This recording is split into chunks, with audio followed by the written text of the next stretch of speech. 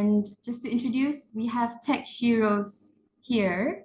Dania from G4G, Yasmin from G4G, and Cheska from G4G. So if you need technical help at all, please reach out to them through the chat box. You can personal message them or just drop a message at the chat box.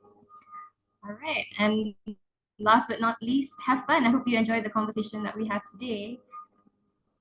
And yeah, let's get into it. So us here at Girls for Girls, we are a team of volunteers. We were established in 2020, born in Harvard, and we try and help young women develop the courage, vision, skills to lead and to take on public leadership.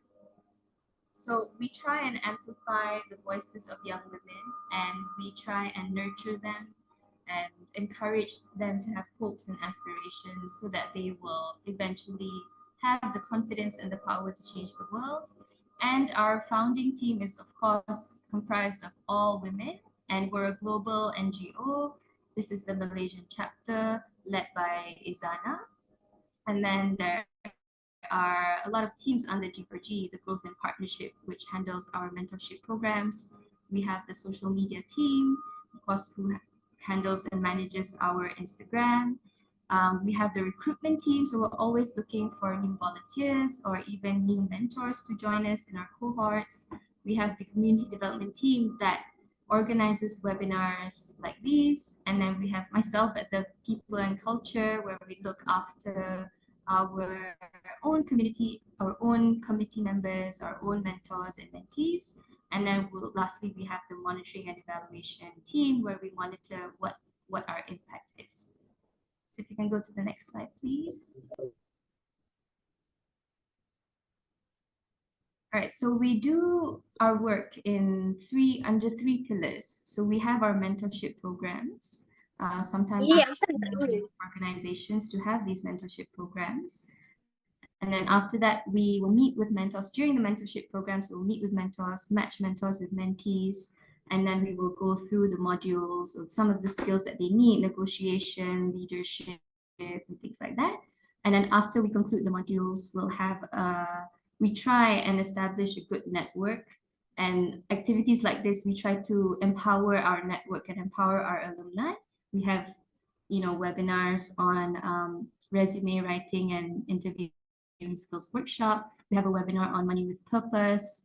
And then we have a webinar with one of our key team member who has recently left, Ibupreneur. She founded this social enterprise. So we try and empower our alumni in that way. And just to introduce the new community development team, we have Ria here, who leads the community development team, and she is the behind the scenes of this webinar. And then her team members, Yasmin and Dania, who have been working very hard to deliver this webinar to you. And that's a gist of what we do here at G4G.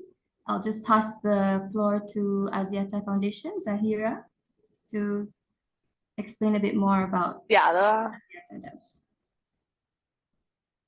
Thanks, Fariza. Okay.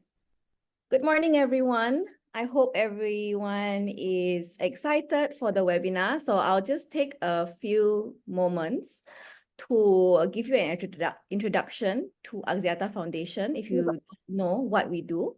The Axiata Foundation, as you can see on the slide, we have 3 pillars: education pillar, community investment, and also environment.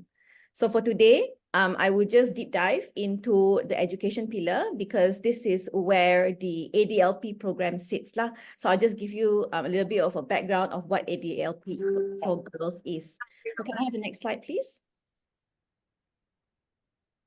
Okay, so this is our education pillar. So within the pillar itself, we have 3 sub-pillars. One is called the AYTP, then the ADLP, and then we also have the AEIF.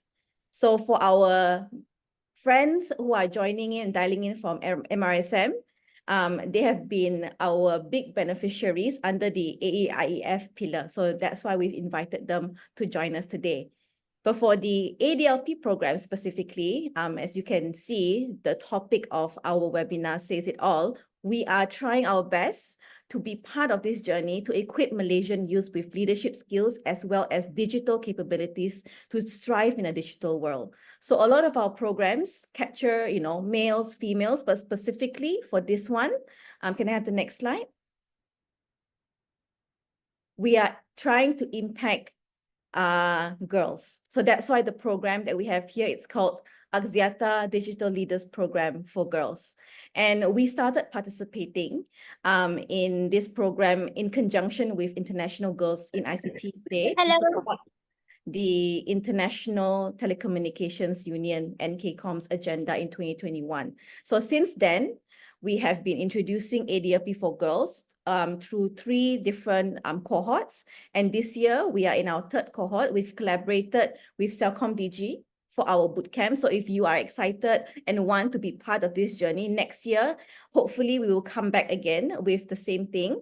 And also for our webinar, we are collaborating with Girls for Girls. So that's where you are here today. So this is our final leg of the ADLP for Girls installment.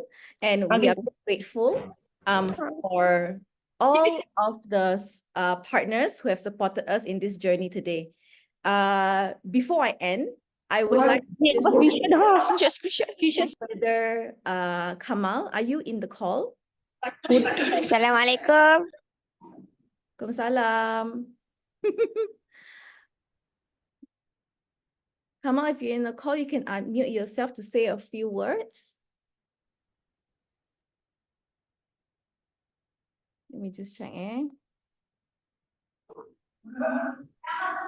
Okay, if he's not in yet, then maybe we can invite him later to just to say hi, and perhaps after the webinar. That's all from me. Thank you so much, Fariza, for giving me this time. Over to you. All right, thanks, Zahira. Always good to know what Axiata Foundation is up to. Yeah, for those of you who just joined, please try and mute your mics. If you do have anything to say, we would love to hear from you at the chat box. Thank you very much. So we'll get right into the panel session. So this is where we would love to hear from you first. If you can scan the QR code, whip up your smartphones and scan the QR code here on the screen. Or if you don't have a smartphone, you can go on your laptops and type in menti.com and use the code 1749615 here, and you'll be able to see some of the questions there.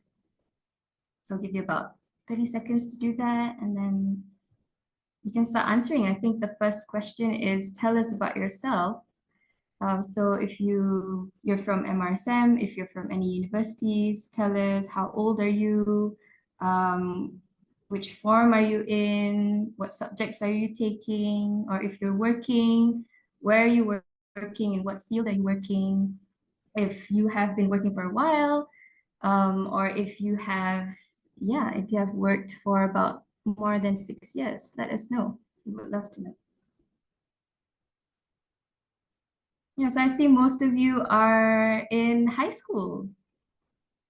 So in MRSM, I'm guessing. Let me just see at the chat box where you guys are from. MRSM Certain, hello.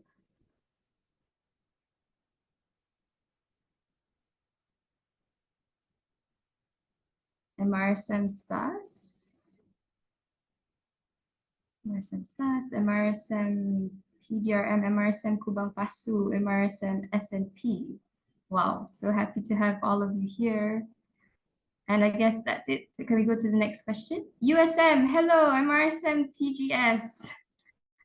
Hi. Yes, fellow university students, please let us know where you're from. MRSM. Hello. MRSM Langkawi. Hello. Muazzam was Muazzam Shah. Hi, Was. Is that your name? All right, love the energy. LSE, are you tuning in from London? Uni 10. Oh, UTEM. MRSM Kuantan, MRSM Kuala Kelawang. Oh, that's where my hometown is. Kuala Kelawang. Shout out. MRSM PDRM, TMT, LGK, MRSM Padang. All right, please keep the chat box active. If you can move to the next question, please. MRSM Sultan Azlan Shah, MRSM PDRM. Nice. Hello, everyone. All right, next question. How are you feeling today? If you can put in how are you feeling this morning? Are you excited? Are you nervous? Are you happy, or are you feeling a bit sleepy because it's a Saturday morning? MRSM Bintulu. Well, you really want to have some airtime. Excited. Nak balik rumah. Oh no, homesick. At MRSM, stuck in school on a Saturday. Good. Curious? Oh, you're curious, right? That's nice. Yeah, it's good to be curious on what we're going to discuss today. Energetic, don't want to go back. So some of you want to go back and some of you don't want to go back. You enjoy school too much. Tired, yes. It's almost the end of the week. Yeah, happy to have you here. What else? Sleepy because it's cold. So much homework to do. I miss my cat. I feel you. Feeling good. Waiting for PB. Tak sabar. Rindu mak. So quite emotional. I'm feeling like a lot of you are feeling quite emotional, but also happy and excited and curious and energized for the conversation today. All right. Thank you so much. Thank you for sharing your energy with me. Can we go to the next question? That is a smiley face. Nice. What are some of the things that you would like to learn from this webinar? What do you expect us to discuss? So like I mentioned just now, we will discuss, what are some of the skills that you need to get into the tech industry, any certifications, what is the starting point for you? Anything about leadership, yeah, we'll get into that, how you will be able to lead in a male-dominated space, for example. I keep saying nak balik. I'm quite concerned. Discovering new things. Yeah, okay. It's good to have that feeling or energy to learn new things. Women empowerment in the tech industry. Yeah. So how do we empower women, right? How do we invite more women to be in the tech industry? Recent graduate with a bachelor's degree. Okay, sorry, I can't see that. Maybe something I want to achieve. So maybe you're looking for whether tech industry is for you. So if you're interested in some of the subjects in school, is the tech industry for you, right? If you're interested in data science, is the tech industry for you? What can you offer to the tech industry as a woman, I feel? Yeah, okay. That's nice. I feel like, yeah, we're on the right track and we're feeling a lot of energy from the audience, so that's nice. So I guess we'll just get right into the panel. So I'll introduce the two speakers that we have today. I'm sure you guys are very, very excited to meet them. They are very accomplished in their own fields. So we have Brianna here, who is the part of the founding team at Virtuals Protocol in Malaysia. And she leads the AI project delivery and innovation in generative AI and Web3 space. A lot of new words here, which I'll let Brianna explain later in her intro. She leads a team of software engineers and she recruits people. And previously, she is the director of Women Who Code Malaysia, now called Ladies Who Code, which I believe she started. And she has a podcast channel on tech culture titled Yada Yada Sofa, and she is learning tennis. That's interesting. And then next we have Elissa here with us. She is based at the United States. So she's dialing in at 10 p.m. at night, I believe. She is a data science specialist at the University of Michigan, United States. So for those of you who are interested in studying abroad, I'm hoping that Elissa will give you some insights on that. She has been in the data industry for about 8 years, starting as a data analyst. And then she has a master's in data analysis and machine learning techniques. She founded Wanita Data with her friends to give herself and her friends a community to lean on in the tech industry, exchange some knowledge, any resources, any tips and tricks to break into the tech industry. And she also directs, writes, and acts in theatre and short films. It's a very exciting panel we have here. Can we have them spotlighted, please, just to see their faces? Come say hi. Hi, Elissa. Hi, Brianna. Hi. Feeling today? Here. Hi.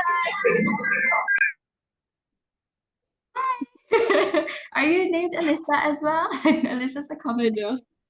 I'm here. Hello. Hi, Brianna. How are you? Hey guys, hi. I'm good. Hi everyone. It's very active chat. Yes, so active. Very active chat. Yeah, Good to see first them. time seeing so active crowd. Yep. Okay, so I guess Brianna, if you want to talk about, Web3 or generative AI and a little bit about what you do at your company. I know you also recruit. You're also a Yeah, leader of software engineers. So if you'd like to get into that, just introduce yourself thanks. to the audience. Right. So hi everyone, Brianna here from Virtuous Protocol. What we do is we focus on AI project, specifically generative AI. I think a good example of how I can put generative AI would be ChatGPT. I think everyone heard of ChatGPT, right? Type in the group if you know ChatGPT, just type a yes. Just want to see if people are listening. I'm guessing they You know guys more know? about ChatGPT than us. I mean, than me, not you. Yeah, I think ChatGPT is one of the famous generative AI tool that people have been using. So we lead in the front of producing products using generative AI, not just ChatGPT. And then after that, we will utilize these products in Web3. So Web3, I think people are more familiar if I say cryptocurrency, which is Ethereum or Bitcoin. Slightly different, but another way of putting it is Web3 involved using blockchain as a technology to build products. So the simplest thing I have seen people explaining it is you basically, when you're doing transactions or like you're doing something on the chain, you are actually writing, meaning that you are recording them, writing down the notes, right, in the block. So everything will be described as a block, and then you will write it inside that, and then you will record it, and then you will store it. So those blocks are all in sequence. So it's kind of like a ledger or accounting way of how things are recorded or transactions are being captured. So that's blockchain essentially. So I'm recruiting for a tech team. I personally is also from a very tech background. I've done software engineering, data analytics work, data engineering work. I graduated from London as a mathematics with stats as well. I think it's the same, almost the same as Elissa, right? And then from there, I moved on to became a product manager, managing a bunch of software engineers, which are very male dominant. And my company as a startup, we are also very heavily male dominant because it's a tech startup. So to be completely honest, I think we only have 4 girls in the company out of 30 people at the moment. So yeah, I'll be sharing a lot together with Elissa in that, this kind of environment. How do we thrive and how do we actually encourage more female to join us? Thanks, Brianna. So I think you did No mention worries. that your educational background is in bachelor, Math. BSc in math, right? So I guess going to Elissa, I understand that you are not, I think your bachelor's was not in maths or statistics, not the same as Brianna. I think it was in actuary and geology. So it's very different from where you are now. So could you just get into, how did you end up here in your role? And is there a Yeah. specific path to enter the tech industry? You have to take a tech. Yeah. Okay. Yeah. So actually, my bachelor's degree is in actuarial math. And it is actually very similar to math and statistics. But I guess like it's really not tech. It's actuarial math, and I also take geology in my bachelor's degree at University of Michigan. But then after that, I worked as a data analyst in an insurance company, because usually I actually worked in insurance industry. But after I graduated, going to the actuarial path, I became a data analyst at an insurance company. So yeah, so then after that, I got more interested in data, being in that role. So I kind of pivoted, and I went into like master's degree in data science and data analytics. Yeah, so that's like how I went into that path. I got the job first as a data analyst, even though I graduated in not a tech field. And then I got more interested, and then I did my master's. And then after that, during my master's, I did an internship as a data analyst, and then now I work with the same department, same team, as a data science specialist. But fun fact, I know like a lot of people wanted to study overseas. I also, before this, I was in SBP, and I got a Mara scholarship, and then I went overseas with the Mara scholarship. So everybody's in school. Make sure to get that scholarship. I don't know. That's one way to do it. I think mostly MRSM students, aspire to get that Mara scholarship to go overseas. And I know some of them are saying, I want to go to Oxford at least. I'm like, wow, It's okay, dream big. Oxford, Harvard, Cambridge. I'm so happy to hear that. Yeah, no, that's good. That's good. Yeah, I mean, it's possible to break into the tech industry even though your background is not technically in math or statistics. Yes. Right? I Yeah, think very- possible. Yeah, Very quite possible. But so I guess like Elissa, your light bulb moment was when you started working now, right? But Yeah. when you got the data analyst job, what made you, decide to go into that? Because you had no idea going in what that was. Yeah, actually, yeah, during my bachelor's degree, I had to do some programming class, and I hated it so much when I was in bachelor's. But then when I got into the data analyst position, I see how like data is used every day, I guess, to like make decisions, and it actually plays a huge role in our lives. And then at that time, I wanted to do, something that can, I guess, benefit people, and things like that. Like I wanted my work to be a bit more like to help people. So this is one way that I think, oh, data is used everywhere. Like before I actually decided to go to master's degree, I talked to my dad about it. I read articles. During that time, there's no TikTok, so I cannot see a day in the life of a data analyst. So I was just like reading articles and then listening to the news and see like, oh, this is actually like a big industry that I can, be in. So that's how I decided that, okay, let's go into data. And then before I got, I got into masters, before I actually went into my master's degree, that 3 months period, I hardcore just learned programming because I mean, you need to do that. So I just like 3 months just, yeah, crash course on data. Right. Yep. So like Brianna, I know you recruit, right? So what are, and Elissa also said a few things about how she went on a programming course, a crash course of 3 months. So what are some of the, I guess, some of the programs that maybe Brianna, you can suggest to some students who are interested, somewhat like Elissa, who didn't have I think background, but are interested, but like kind of just I want to see whether I'm interested or not. So what are some of the programs that you can recommend? yeah. So I think Videos on YouTube. I think some of the hello, can you hear me? Yes, go Okay. ahead. So I think just to top out on Elissa work, right, I actually have like friends that started off as a biology student and then currently is a data scientist in one of the big firms in Malaysia, right?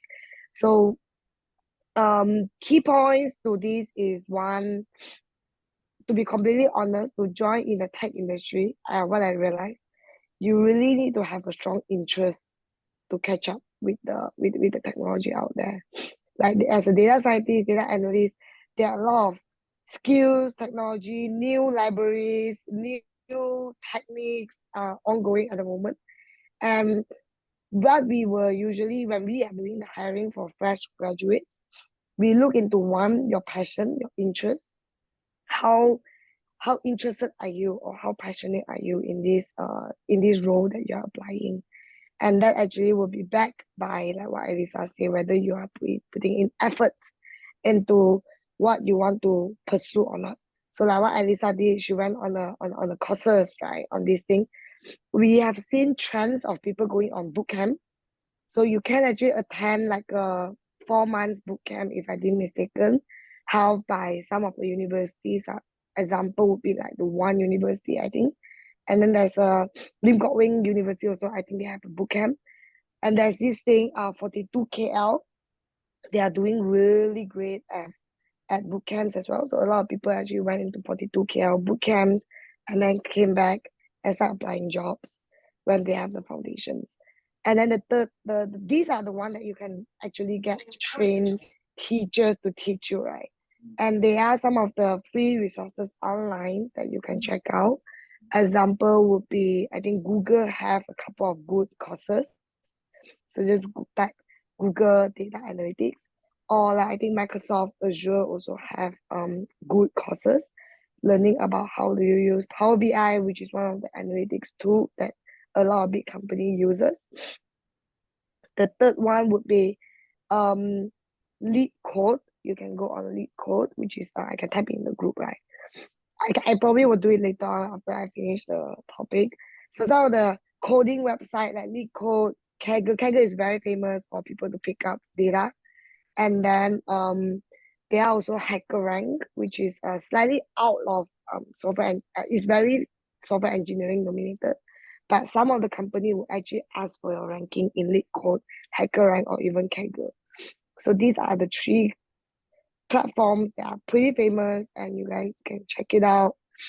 Try to learn things from there before you can apply for job. I think that gives you a good gauge on like whether you like it or not also. So like I personally started off as a data analytics person. So because of my background mathematics, right? Like at least I think you get it a lot also. People will be like, oh, you study math. Then that's how you know how to use data and stuff like that. So they will show me a lot of data projects, a lot of data analytics, data scientist stuff. And I personally don't quite like it. And that's why I went out and I went on a project manager role, because I like building products. I like gathering requirements. I like talking about system design related, architecture design related stuff. So I branch out of data analytics because I don't like it, but I know that Elissa and a lot of people actually really love it. I personally don't think that I'm the kind of person that I cannot really keep up with the technology or the library that's ongoing right now. So I choose to like stay out of it and let the pros to do the work. Yeah. So I think those are the platforms that you can really get to know more about how things work. And then maybe Elissa, if you have more tips, you can also add on to the students as well. Brianna, is there, because like we have a lot of 13 to 17-year-olds here, what about like data 101, anything that we can find online on Yeah. YouTube? What can we start first? That's a very good one, yeah. So I think from 13 to 17, what I noticed now is a lot of schools are doing robotics now, right? Arduino, robotics. I think these two are really good for you to get in touch in that note. So I don't know how many like the students from MRSM or like the high school students, right? Do you guys participate in Arduino? I think Arduino is really famous, so I'm not sure whether the school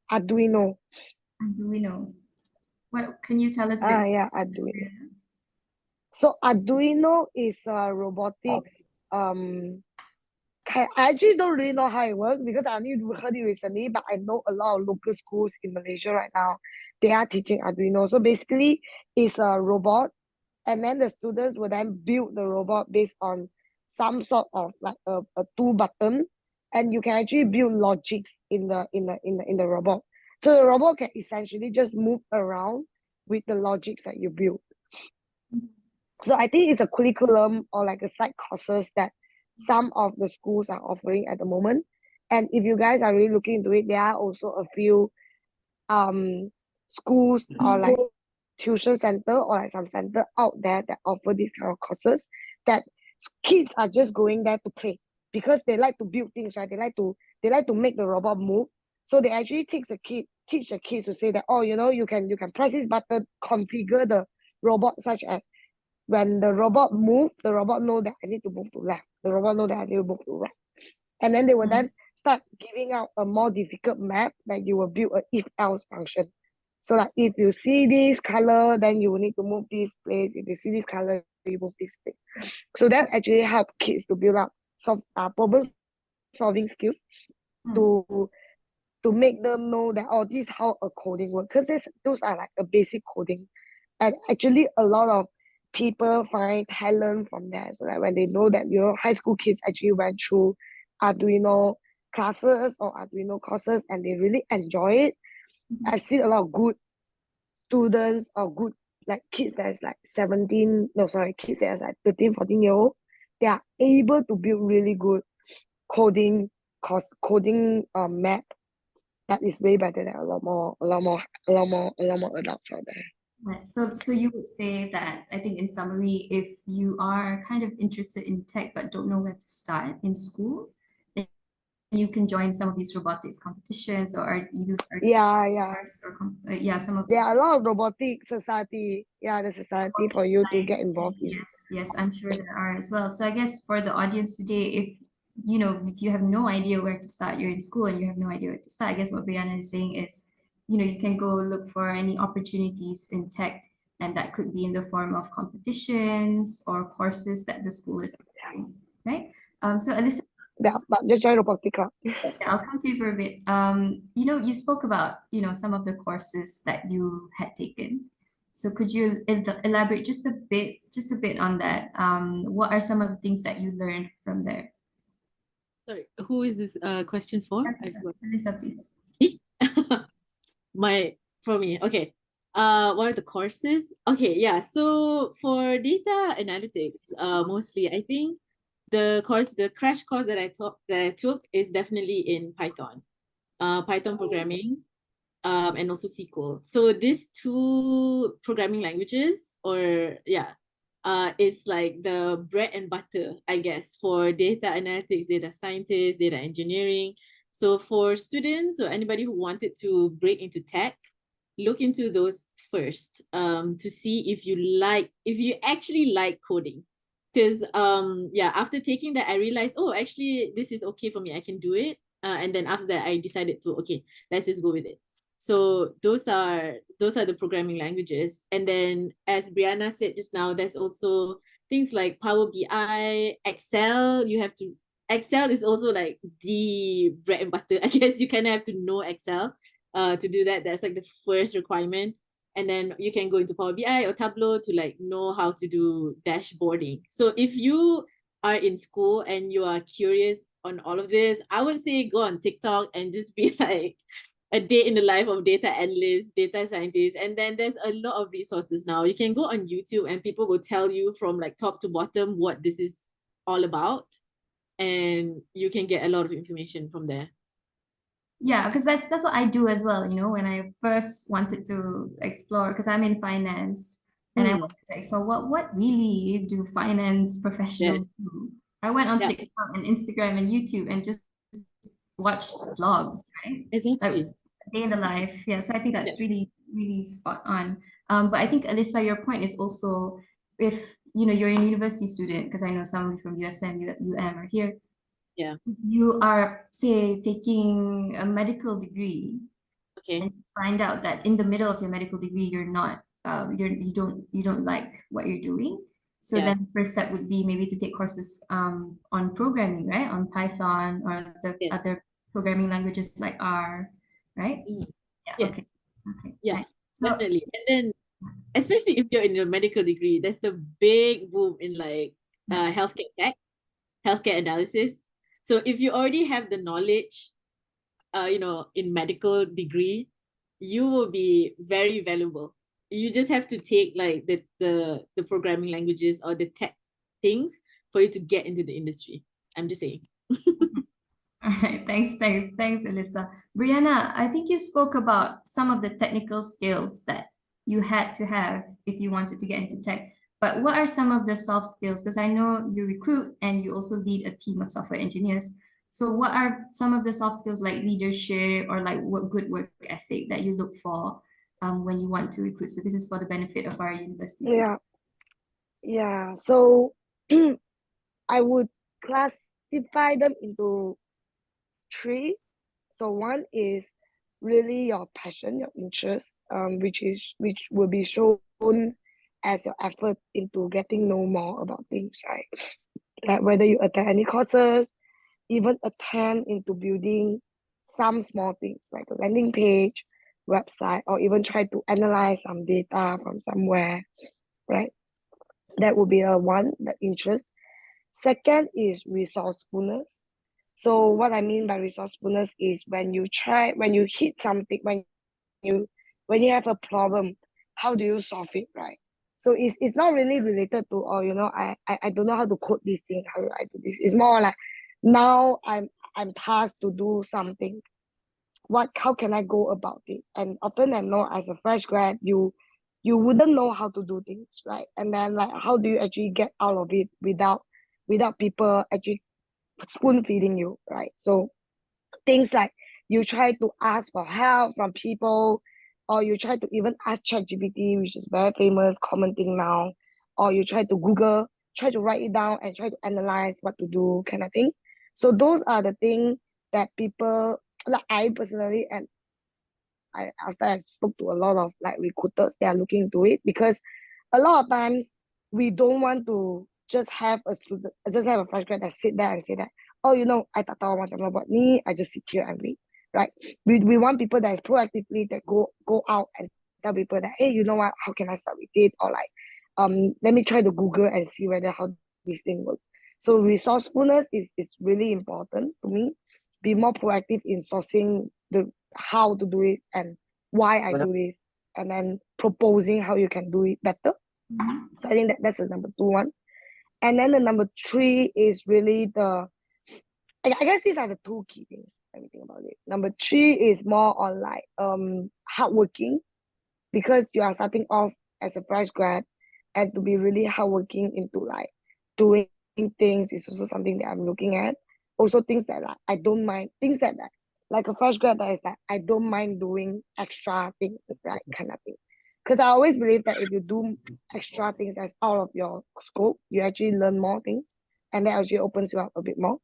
And then from there, you also help us to understand you a bit more in terms of like what you are good at, what you are not good at, and then groom you from there. Right, but that's a very small thing. I think the 2 key things is interest and resourcefulness are the key ones that a lot of people are looking at.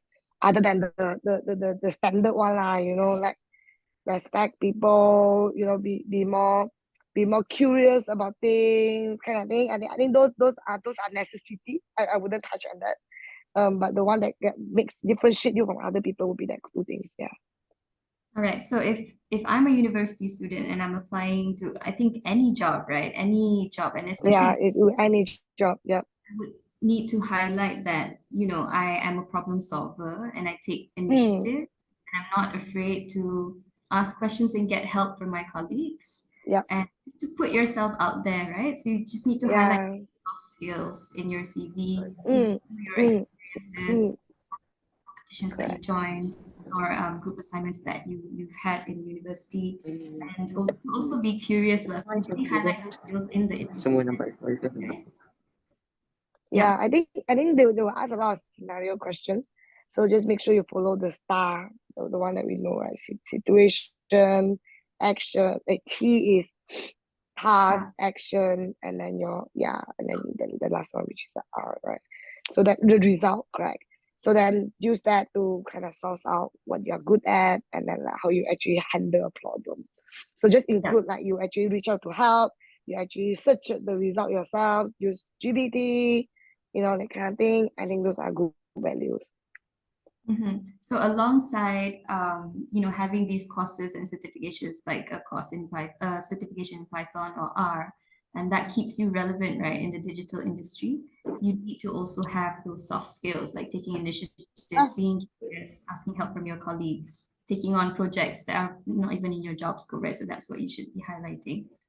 Okay, so I think we've gone through, what are some of the skills that you need and what kind of how did you get where you are now, a bit about, I guess, the tech industry. So I just want to get an idea of how it is right now at your workplace. How many women are there? I think, Brianna, you did mention 3 women, right, in your team. Oh, Elissa, 4 out of 30.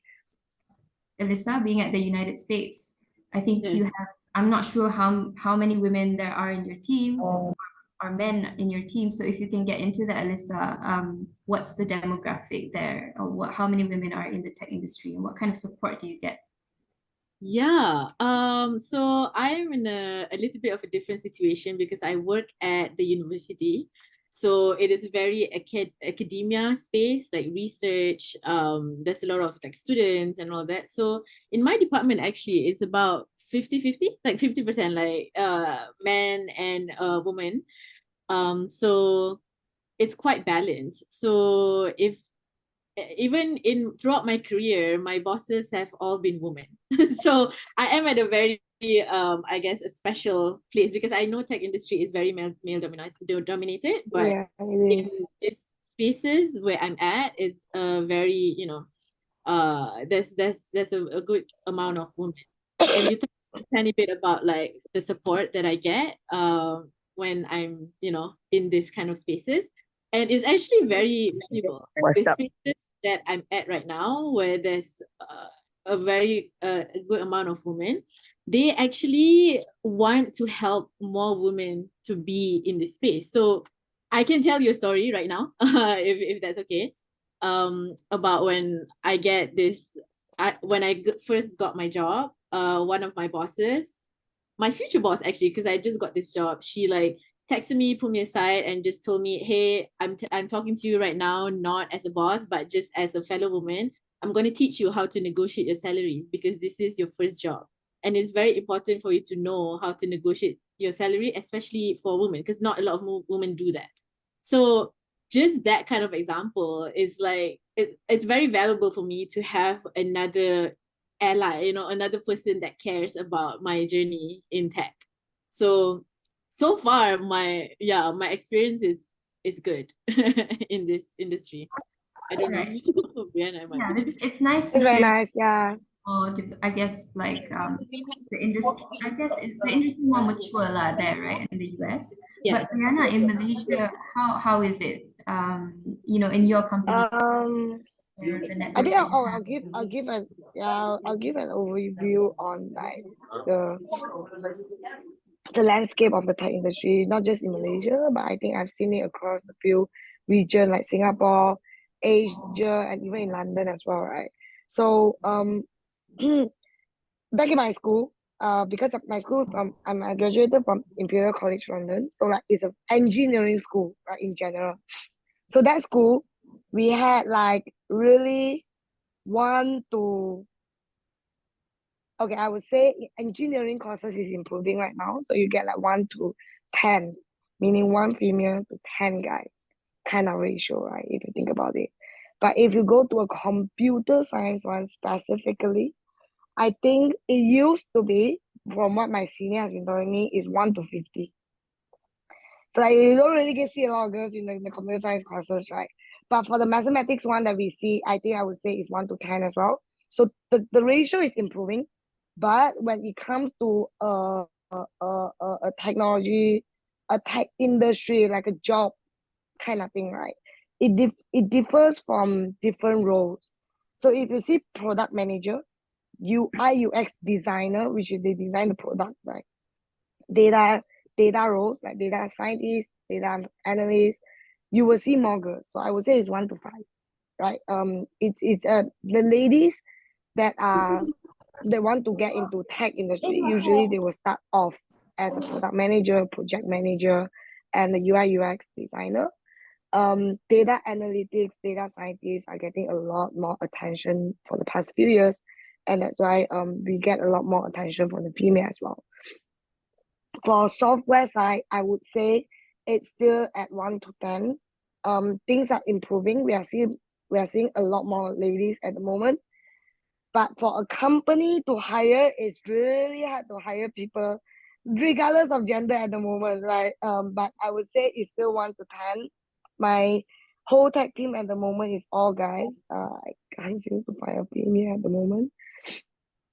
But I've seen the same thing across different companies. At the same time, I would say there are a lot of NGOs out there that try to improve this thing, and a lot of companies are putting in diversity as part of the KPI or a mission for them to reach. So I would say companies that are doing really well on top of my head now is Microsoft. They really look into this diversity thing, and they have a lot of female engineers, as of what I know. Also people that I get in touch are also from Microsoft. AWS are doing a great job as well from hiring ladies and grooming people from there. Yeah, but Brianna, but as what you say, Farisa. Yeah, can you like sorry. Yeah, can you touch a bit on like how you got to lead a team of software engineers? Like being a woman, how did you get to that point? Got it. What was your differentiating factor or any value that you offer as a woman in tech? Yeah. Got it. I think I'm gonna be a bit transparent and honest here. A lot of people were thinking that, what's the differences between a gender, like a female and a male as a software engineer, right? To me, there's no difference if both of us are like having the same skill set, which is the technical skill set that we are talking about, and the soft skills that we are talking about. But if you really want to point into something that I would say I would classify them more on like stereotypical than actually whether there's a research work on that or not, is female tend to be a bit more detailed. But that doesn't apply to all the female. I'm not a detailed person. I don't like also. But female tend to be more detailed according to a lot of allies that we have, and also internal discussion between female as well. So a lot more detailed work can be done from there. And then we tend to also have a bit more empathy. Like empathy meaning you can think from other people's perspective, put yourself into the shoe and think that how would other people think, right? That is what I gathered from people, and also part of the reason why female tend to be a product manager or a project manager, because we have a bit more empathy. We can think from other people's angle. Hence, going into the designing work, you'll be a lot more better. And that actually is what people have said that female will bring to the table. Meaning that if you're a female, that will actually be actually some of the value added things. I personally, to be completely honest, is how did I get into this software engineering? Well, maybe also because I sounds like a guy, because I'm more like a person that, I'm here to do work, I'm here to solve the problem, and hence guy will be more comfortable working with us because they have let's be totally honest, guys or even people around us have a stereotypical of how female works, right? They always think we are here and we are a bit more emotional, and we are just here to like, be sit there and wait for tasks, or sit there just do nothing, right? There are a lot more guys that think and stereotype girls in that way. And I think what we can prove to them is we are not here to just kacau and to just do nothing and claim credits. We are here to help you solve the problem, and we have the equal skill set that as if other male alike, right? I think that would be sufficient for you to be on par with them, and also then get into the discussions. Yeah, I completely agree with you. You just Sometimes you have to believe in yourself, that you have Correct. the Yeah, same yeah. as your male colleague, and just go for that And position. and I think we had a discussions earlier on with Elissa as well, right? Elissa mentions that your man ally will actually try to bring you into the conversation, and I think that's a super bonus point, because when I started working, I also feel afraid, like fear to voice out with a lot of guys in the room. I think it's the aura that they bring, right? Because they are like a lot more bigger size than me, because I'm very small size, and then like when they talk, they're like very firm and all, right? So I feel very scared to like voice out, especially when I'm fresh grad. But like what Elissa, you said, that you have people that ask you for opinion and stuff like that. And I think that's a very good thing for male ally, and what they can do, which is try to get us involved more, because it may take a while. Even I think it applies to a lot more fresh grad to ask for opinion and all. It's really good that the senior can just like, try to ask them about their opinion, see if they can comprehend it properly, see if they can understand this properly, and all.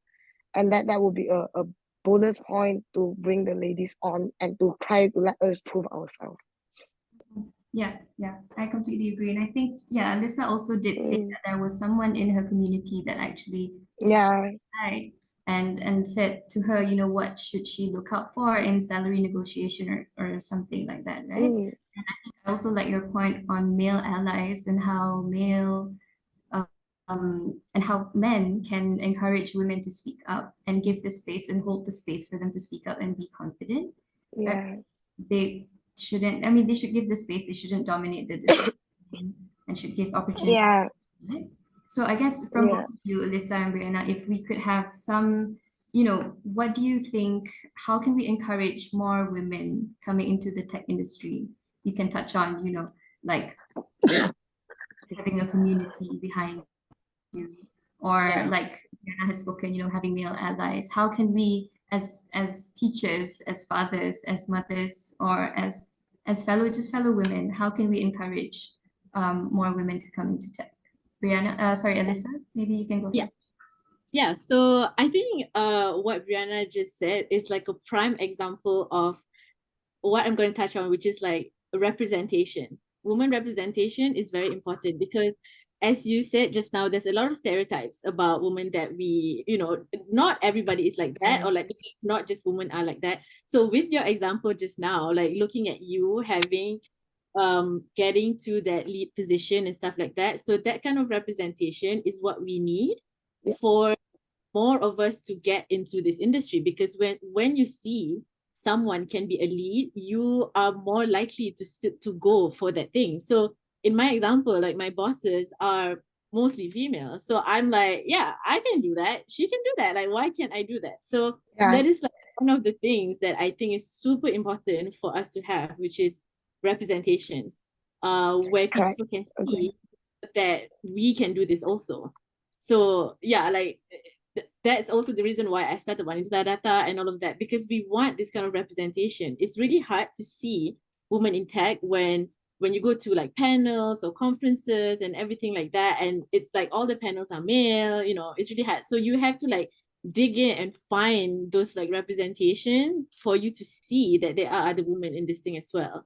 So same as like male allies, like what you can do if you're like a man, like your father or like a teacher, you try and find this representation to show that this industry, there's still women in here, you can do it too. Not just because you're a woman, it doesn't mean that you can't do it. This girl did it. So those are the things that I think are very important for us to have, to make sure that we get more girls to be in this space.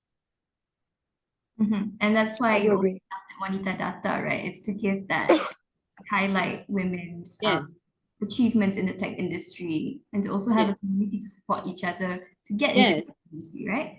Brianna, what about you? What do you think? What can we do more? Because we did touch on male allies, but what can So I think based on my experience in the industry, the females in the tech industry, they are awesome. Like we are not. I think I had this discussion with the AWS, which is Amazon Web Service guy, right? they do agree that the female that we met, they are not just good, they are very good. Meaning that they are really good at what they are doing, they are passionate in the tech industry, and they excel really well. But the problem is, like what Elissa said, we can't find them. There's no role model in like a representative in the industry, or not enough. So I think what we can do better as a ladies or even other people is to bring more women to be seen in the scene, in the industry. Meaning that the female, if you girls are interested in the tech scene, or you guys are actually in the tech scene already, try to be more out there, which I think is a bit hard for the software engineers, because a lot of software engineers don't like to be out there as well. They are like the introverts that sit at home and do coding, right? But for female to be seen and to be a role model, we need more representatives. And I think Elissa had the Wanita data. In KL itself, or Malaysia, we have like ladies who code, which is used to be an NGO. We have girls in tech, we have women in tech, which focus more on entrepreneur. And we also have like girls for girls as well, right? It's a really good one from Axiata. Microsoft also have women without barrier, or code without barrier, that is for women. So these are a very good platform, I believe, to bring women out and to show people that, guys, if you really want to get to know more women in the industry, this is how you can get involved, right? Come to our event, and then you get to know more ladies in there. So I think in that front, the NGOs are thriving, I guess. We are like trying very hard to get the ladies on. But what we need more help and support is really for ladies to show up, like come to us and let us know that, hey, you know what, I want to be part of it. Hey, I'm actually a lead role in this company. I would like to talk, right? I would like to be the mentor of many more students, many more juniors here. How can I help? So that would be really ladies to help each other on that front. Yeah. And yeah. No. I feel like your point, Brianna, like sometimes you just have to overcome that feeling of fear, anxiety, right? And just kind of show up. The imposter syndrome. Yes, because I think I see some questions from the chat that a lot of questions on how to be confident, how do you put yourself out there, right? And I think you both have addressed that quite a bit. And I really like your point. Sometimes you just have to show up. You just have to show up scared sometimes, right? And I think there is also a question. I think some of the audience are also saying that they do have experienced some anxiety, and I think all women experience that. But Elissa, do you have any tips to overcome that imposter syndrome, or because it's all of us. I think it's in all women, right? Because we feel like we need to deserve the job to get the job. Sometimes you just need to apply, and you just let them decide, right? Not you decide you should apply or not. So Elissa, your thoughts? Yeah, so for imposter syndrome, this is hard to answer because it is something that we all, struggle with every day. Now, am I doing this right? Is this okay? Am I, but the one thing that I try to do for me is just to be kinder to myself. Everybody makes mistakes, and what's more important is you learn from the mistake and then you're doing better next time. So even though you feel like, oh my God, maybe I cannot do this work, it's okay. You just try first, be kind to yourself, you can learn. And then if you make a mistake, then you learn from that mistake, And then I also, like, for me personally also, I think like everybody also have imposter syndrome, not just me. So I'm just like, everybody is scared doing this thing first. So I'm not like special here. So just try to do it, and then you ask for help, you prepare as much as you can, and then you accept criticism, as a way to learn. But ultimately, just be kinder to yourself. If you make a mistake, you learn from it. So I think most of us are so afraid, women in general are so afraid to make mistakes, right? Because then we'd be afraid to be judged, or sometimes society is less kinder to us, to women. Yeah. So I think, yeah, because society is less kind to us, that's why we should be kinder to ourselves. And we should be kinder to other women as well, because we all experience it. Every single person in the room experience it, and they are also showing up scared. But the only difference is they're speaking up and they're showing up. So you should be doing that as well. So I think that wraps up our conversation. Thank you so much, panelists Elissa and Brianna. I think that was a really good discussion. No worries. And I think the audience has been very active in the chat box as well. But we would like to hear your final thoughts at Mentimeter. You can whip up your smartphone again, and tell us, what did you learn from this panel? If it was useful for you, if it sparked any interest in you to get into the tech industry, your thoughts there. And we'll wrap up the session. Thank you, Elissa and Brianna. Thank you so much. Yeah. All right. Can we see the screen on what you ladies or men have responded? What was your key takeaway from the webinar on how to be a leader? Yeah, I'm very happy that we addressed that, because Brianna, she leads a team of software engineers. More. And women can be a leader too. Wow, I'm so happy to hear that. Yes, we can be a leader too, and we have the same skill set and the same qualifications as our male counterparts. Women empowerment, I love the fact that it inspires women to be a leader. Yeah, all right, Marissa Bintulu. Leadership, yeah, a lot of leadership, how to improve myself in the modern world. Yeah, what kind of skills you need to get into the working world, the soft skills and the technical skills as well. How to be a responsible leader. Yeah, I'm feeling that most of you are interested in how to be an effective leader, right? So come and join us at G4G. All right, to be a good leader and prove that women can lead too. Yep, agree. Thank you so much for your thoughts. So I think that wraps up our webinar, this part of the webinar. You can go back to the slides, please. Thanks, Brianna and Elissa. Yeah. No worries. Hello.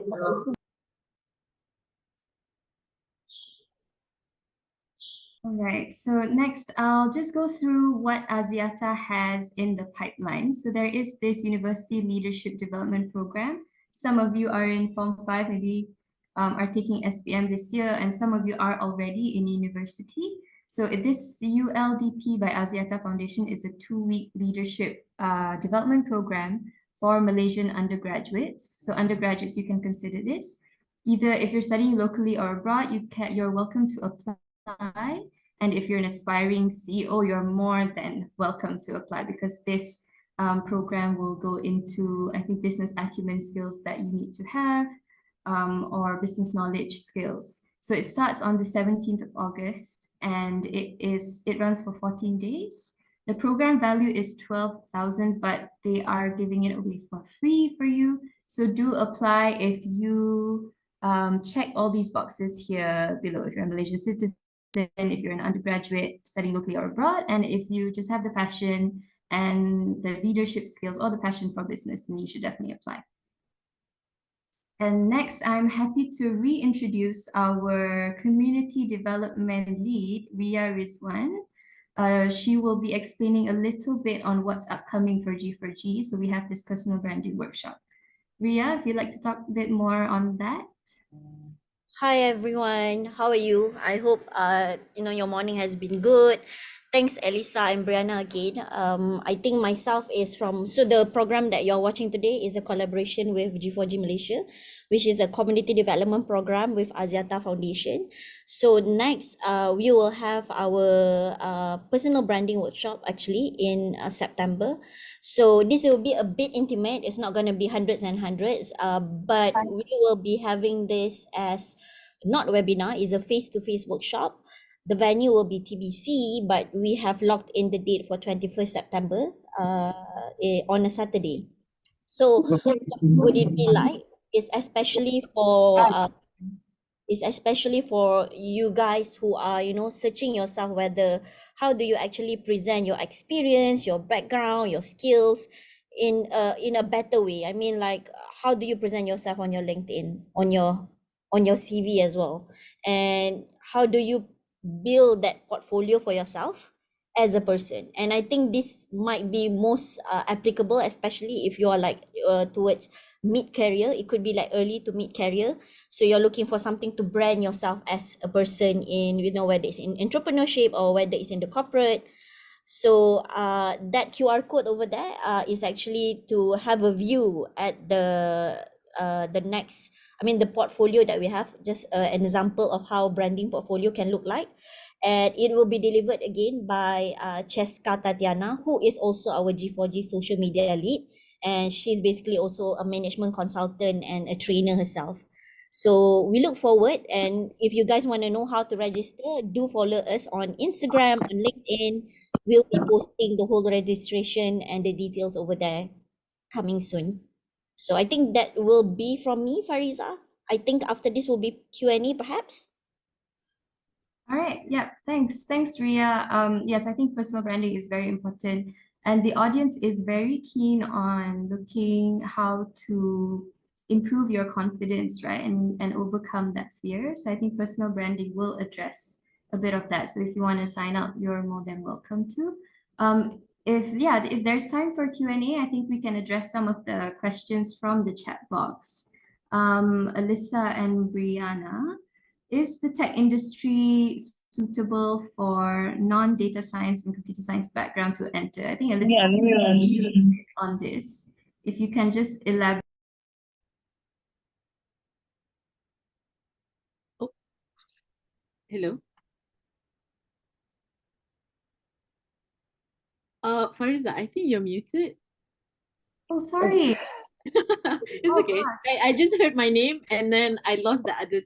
Okay, Yeah, I was just posing a question to you from the chat box on whether the tech industry is suitable for a non-data science or computer science background to enter. And you did mention a bit on that, right? That there is still opportunity for you to go in the courses that you took. Maybe you can just elaborate on that a bit.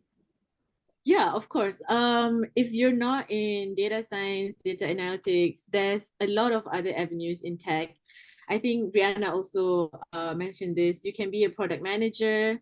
You can be in design, UI, UX, if you're not really like into coding or anything like that.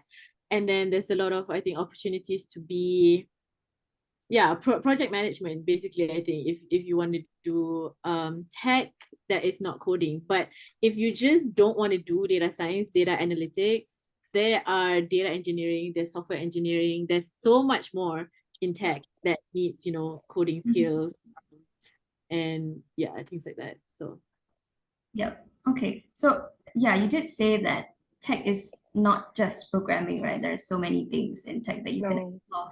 So Brianna, what do you think? If you're a data science, if you're interested in data science, you have the qualifications, but you're not interested in programming. So what does it take for you? Because I think programming is a vital part of data science, right? Oh, this is a hard question, Brianna. So learn at least. data So how science. can you build that interest? I guess that's Wait. from the audience. So sorry, correct me wrong. You are from a data science background, but you are not interested in coding. Yes. Is that possible? You can be you can be a data product manager. So there is this thing happening right now, which a lot of big companies, including Grab, has it. One is we are building a lot of data products. Like I wouldn't go technical, but there are a lot more data products out there that you would know. Some of the company like Juris Tech, right? Juris Tech is specifically they only build data models, which is what data scientists would be very familiar with. You can be the product manager for that. You can be the sales representative for that. You can be the BD role for them, right? So like, if you don't, your data science background, but you don't like coding, hate coding, a person like me, be a data product manager. or be in a data company that sells data as a product, because they appreciate people with technical background so that they can explain this better to the client. So that is actually the way to go into it. You can start from there. Or then actually it's done. When you are experienced in that kind of industry or like that kind of product, you can actually participate into consulting firm. So there are a few consulting firm, which is the one that I had earlier on, that would allow you to not code, but able to get involved into a project. So what you usually would do is you design how a product would work as a consultant, also as a data architect, and then you can pass it on to an implementation team to implement. So you don't have to code, but you get to design, that kind of things. Yeah. Right. So you still can be in the data industry, in the Can. data science industry, and not like coding. Yes. That's Yes. all we have time for Q&A. But yeah, thank you so much again, Brianna and Elissa, for your time. If we can go to the slide. This is the end of the webinar, but we just would like to hear your feedback on the webinar. If there's anything that you liked or you don't like, please let us know, and there will be a QR code flashing on the screen right now. So please scan the QR code using your smartphone and let us know what you liked or did not like. Thank you. Speakers, if you can just hold on for a group photo after this.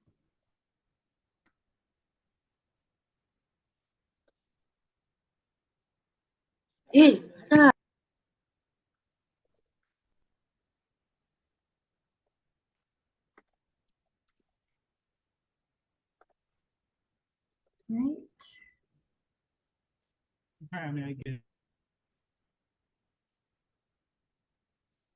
Right, I think we're good if most of you have scanned the feedback form.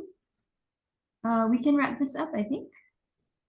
So yeah, please keep in touch. Brianna, I see you already responding to some of the questions here. Yeah. So if anyone in the audience, if you'd like to pose more questions to Brianna or Elissa, you can do so, right, at their LinkedIn. You can also follow the organizations that they have found, which is Wanita Data and Ladies Who Code. And of course, keep in touch with us at Girls for Girls and also Axiata Foundation. Follow us on Instagram, on Facebook, and check out our website, check out our upcoming activities. And thank you very much. I think